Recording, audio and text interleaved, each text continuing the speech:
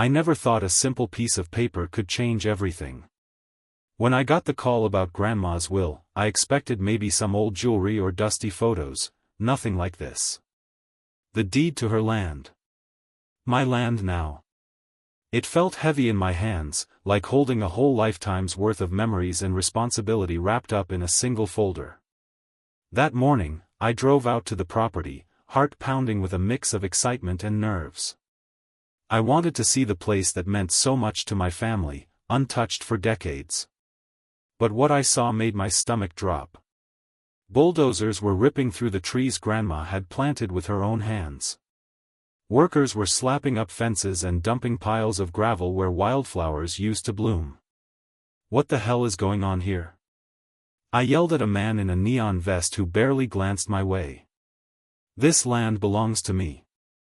He smirked and waved me off. Development's already approved. We got permits. You're too late. Too late. I shook my head, refusing to believe it. I have the deed. I inherited this property. Who gave you permission? The site manager, a smug guy named Carlson, stepped forward. The city. The HOA. You're not on the list, lady. I pulled out the papers, voice shaking. This is proof. I'm the rightful owner. He laughed. Paper's cheap. Unless you got the right connections, you're wasting your breath. That sneer ignited something fierce inside me. I felt raw anger mixed with grief. Grandma's land wasn't just dirt and trees, it was her legacy. Our legacy. And here they were bulldozing it like it was nothing. I wandered the edge of the site, watching machines tear into the earth. Memories flooded back, hiking with Grandma, the stories she told about the old oak tree, the creek where kids played. How could anyone erase all that? My phone buzzed. A message from my cousin, call me ASAP. This is bad. I sat on a fallen log, fists clenched. This wasn't some mistake. Someone wanted this land, and they weren't playing fair. I made a decision then. I wouldn't let them steal our history, not without a fight. Grandma fought hard for this place. Now it was my turn. The nightmare was just beginning, but I was ready to face it. I started at the courthouse first thing the next morning. I need to see all records related to 47 Maple Ridge, I told the clerk, trying to keep my voice steady. She glanced at me like I was wasting her time but handed over a thin stack of papers anyway. I flipped through faded deeds and maps, the kind that smelled like forgotten secrets. Most were familiar, my grandmother's name, my family's name, dated back decades. But then my eyes caught newer documents, filed just a few months ago. The signatures looked off. This can't be right, I muttered, tracing the scribbles that didn't match Grandma's handwriting.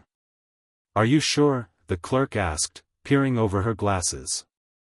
I have to be, I said, swallowing the lump in my throat. Next, I went door to door in the neighborhood, hoping for answers. Mrs. Jenkins, my grandmother's old friend, shook her head when I mentioned the recent changes. They're sneaky, she whispered. That HOA president, Dalton, and that developer Harrison, they don't play fair. I frowned. Do you know if they've been messing with the property records? She sighed, eyes darting around like she expected someone to overhear. Rumors say they've been forging documents, pushing papers through back channels. Bought a judge or two, maybe. My chest tightened. How could they get away with this? They have money and friends in high places, she said. You're up against a wall. I clenched my fists. I'm not backing down. Later, I sat in a cramped coffee shop, my laptop open to scan deeds and surveys. Look at this, I said to Sarah, my friend from the police department. These property surveys don't match the actual land. It's like someone altered the boundaries to claim more than they should. She nodded, eyes serious. Dalton's known for dirty tricks. You need a lawyer who's not afraid to dig deep. Fear flickered inside me. This wasn't just paperwork. This was a web of lies built to steal what was ours. But as I stared at the pages, something else stirred: anger. They think I'm just some nobody, I said quietly. They don't know what they've started. Sarah smiled faintly. You'll need guts, and a lot of patience. I swallowed hard. I don't have much choice. This land is my family's legacy. I have to fight. My mind raced with doubts, but my heart was stubborn. No matter how powerful they were, I wasn't letting them win. The phone rang again, anonymous caller, no name. Just heavy breathing. I slammed it down, heart hammering. Days after uncovering the fraud, the warning started. Strange cars parked outside my house late at night. Once, headlights blinked at me while I watered the garden. I told myself to stay calm, but it felt like a storm closing in. At the next HOA meeting, Dalton didn't waste time. This troublemaker, he sneered, pointing right at me, is making baseless accusations. Maybe she should get her head checked before dragging the community into chaos. The room murmured, some stared, others avoided eye contact. I gritted my teeth. Afterwards, a neighbor whispered, he's got everyone scared. You're brave, but be careful. I'm not backing down, I said, voice firmer than I felt. Work wasn't a refuge either. Emails appeared from clients, thinly veiled threats. Perhaps it's best to focus on what really matters, one read. Another warned of unforeseen consequences if I kept stirring the pot. My manager called me in. We've noticed the tension, she said carefully. Maybe take a step back. It's affecting business. I shook my head. I'm fighting for my family's land. I can't just walk away. Then came the worst. Being accused of trespassing on my own property. A sheriff's deputy showed up, badge gleaming, voice cold. Step off the land, ma'am. Further intrusion could lead to arrest. On what grounds? I demanded. I own that land. He shrugged. Orders come from above. Best you listen. I knew Dalton's influence ran deep. That night, I sat with neighbors who'd quietly suffered under Dalton's reign. He's ruined lives, Mrs. Garcia said, eyes watery. But no one dares speak up. We have to, I said. Together. We began documenting everything: threats, meetings, strange visitors. Each account built a tapestry of corruption. The weight crushed me some days. Sleepless nights, paranoia creeping in. But every time doubt threatened, I reminded myself, this was bigger than land. This was about justice. One evening, Sarah stopped by. You look exhausted, she said softly. I am. But I won't quit. She nodded. You're not alone. For the first time, I believed it. This fight was far from over. But now, I wasn't facing it alone. I told Sarah I needed help. She nodded without hesitation. I know someone, she said. A private investigator who doesn't scare easy. I called him the next day. When James arrived, he wasted no time. Show me everything, he said, flipping through the folders I'd gathered. This smells rotten. Over weeks, he dug deeper: permits that didn't add up, forged HOA meeting minutes, suspicious payments. One evening, James leaned back, rubbing his temples. They've bribed officials. Even a judge or two. This isn't just property disputes, it's a conspiracy. I stared at the piles of papers spread across my kitchen table. How do we fight something this big? James shrugged. We find the cracks and squeeze until it breaks. That night, I stayed up late, sifting through documents again. My eyes caught a ledger tucked inside an old file, handwritten entries listing payments labeled confidential. The names shocked me: local officials, HOA board members. I whispered, "This is it. This is proof." My heart raced as I read through the amounts and dates. The betrayal hit hard.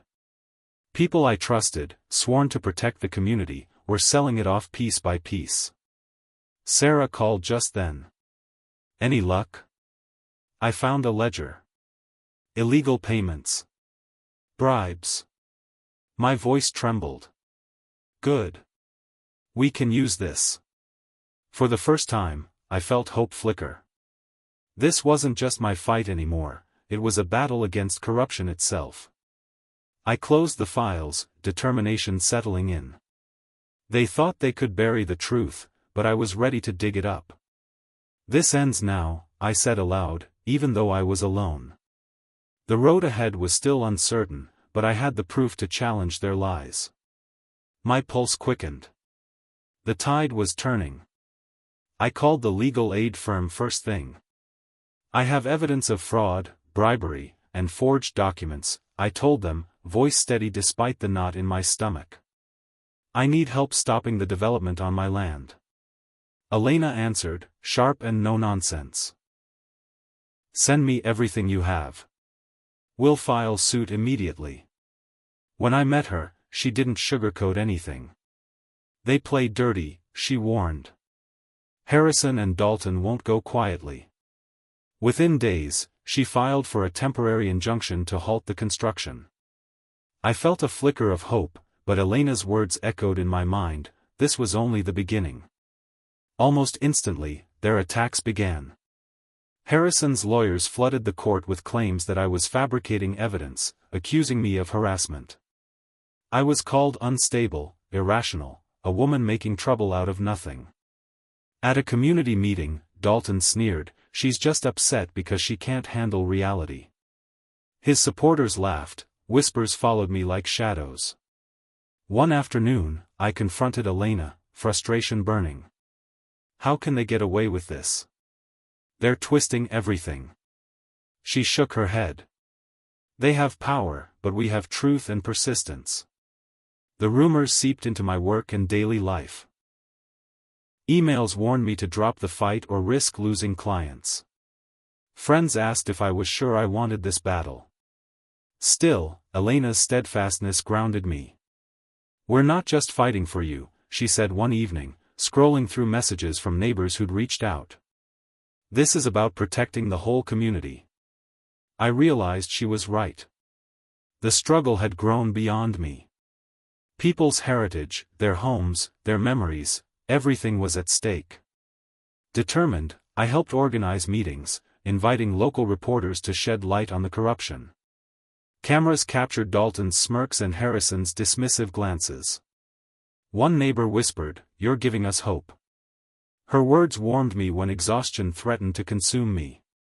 "This fight isn't just mine," I told Elena quietly one night. "It's for all of us." She smiled, fierce and determined. "And we're going to win." I clenched my fists, ready for the long road ahead. No matter what came next, I wouldn't back down. This land was my family's legacy, and I would protect it at any cost. The morning of the hearing, I barely slept. My hands trembled as Elena and I stepped into the packed courtroom. Reporters scribbled notes, neighbors whispered encouragement, and across the room, Dalton and Harrison sat stiff, their confident smirks fading. Elena opened, her voice steady. "Your Honor, we present clear evidence of forged documents, illicit payments, and unlawful development permits." She laid out the ledger, the altered deeds, and testimonies we'd gathered. I watched Dalton's eyes dart nervously, Harrison's jaw clenched tight. When it was my turn, my voice shook but grew stronger with every word. "This land is more than soil and trees. It's my grandmother's legacy, my family's history.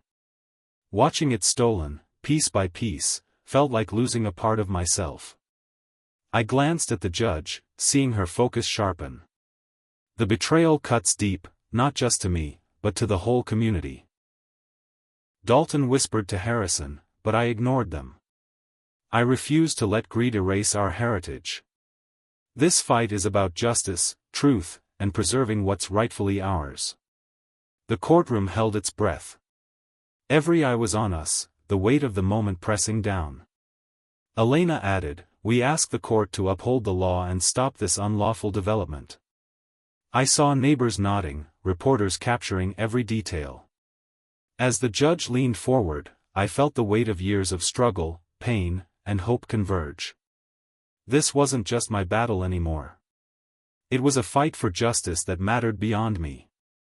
The tension was thick, but for the first time, I sensed the tide might finally be turning. The courtroom buzzed with tension. I thought we might lose ground. Dalton's lawyers were twisting facts, trying to muddy the waters. Elena leaned over and whispered, "Wait for it." When she called the whistleblower to the stand, the room went silent. A former HOA board member, trembling but resolute, stepped forward. "I witnessed bribery. Votes were rigged. Payments made to silence opposition." The judge's eyes widened. "Is this true?" she asked, voice steady but shocked. "It is," the witness said. "They controlled the board through corruption." Dalton's confident smirk disappeared, replaced by a tight jaw. Harrison's face lost its usual arrogance. Elena pressed on, "Your Honor, this testimony exposes the depth of their fraud." I felt my chest loosen for the first time in months. The truth was breaking through. Outside, murmurs turned to cheers. Neighbors exchanged hopeful glances. For once, justice felt within reach. The judge nodded slowly. "This changes everything." I whispered to Elena, "We're turning the tide." She smiled, "We're not done yet, but we're close." Relief and cautious hope filled me. The battle wasn't over, but finally, the lies were unraveling. This was the moment the fight began to shift, truth against corruption, and maybe, just maybe, justice would win. The judge's words hit me like a wave. All fraudulent claims are voided. The developers must cease all work immediately. I barely registered the rest: fines, restitution, consequences for the corrupt HOA members and their cronies. I was too stunned. Outside the courthouse, my legs felt like jelly. I breathed in the crisp air, the weight of months' struggle crashing over me. Relief flooded through every nerve. "It's over," I whispered to myself. Neighbors appeared, one by one, their faces breaking into warm smiles. Mrs. Garcia hugged me, tears shining in her eyes. "You did it. We did it. I couldn't have without all of you," I said, my voice thick. A group of us stood together, the sunlight casting long shadows on the pavement. This wasn't just a victory in court, it was a win for every person who believed in justice, in protecting what mattered. One man grinned. "You saved our neighborhood." I smiled back, a lump in my throat. We saved it. Together. As the crowd dispersed, I looked toward the land, still scarred, but safe. My grandmother's legacy wasn't erased. It was alive, breathing again. I pulled out the deed, feeling its texture like a talisman. This is ours. Always. Gratitude swelled inside me, not just for the outcome, but for the strength I found in myself and my community. "This is just the beginning," I said softly, hope steadying my voice. "We'll protect this land for generations." And for the first time in a long time, I believed it. I found myself walking the land more often these days. The soft crunch of leaves beneath my boots felt like a heartbeat, steady, alive. The scars from the fight were still there: uprooted trees, battered fences, patches of bare earth where wildflowers once danced. But beneath it all, I sensed a quiet strength. This place had endured, and so had I. One afternoon, I stood near the old oak, fingers brushing its rough bark. "We made it through," I whispered. "You and me."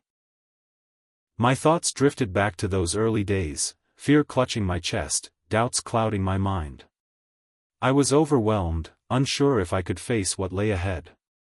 But each step of the journey had chipped away at that fear, replaced by something stronger. Elena once told me, truth has power, but only if you're willing to stand for it. I nodded now, understanding in my bones what she meant. Standing up when the odds seemed impossible wasn't just bravery, it was a necessity.